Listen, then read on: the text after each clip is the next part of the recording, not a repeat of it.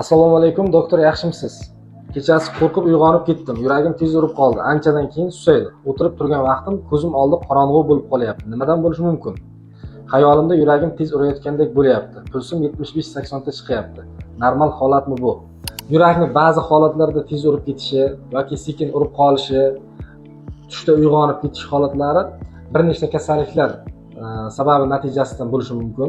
Masalan, yurak kasalliklari yurakning o'zida bo'lmacha va qorinchalarda qanaqadir patologik o'choq hisobida navbatdan tashqari qisqarishlar bo'lishi mumkin yoki qalqonsimon bez kasalliklarida qalqonsimon bezni funksiyasini pasayishi yoki oshib ketishi hisobidan bo'lishi mumkin yoki qon tarkibida gemoglobin miqdorini pasayishi ham to'liq kislorod yetib bormasligi hisobidan mana shunaqangi holat yuzaga kelishi mumkin.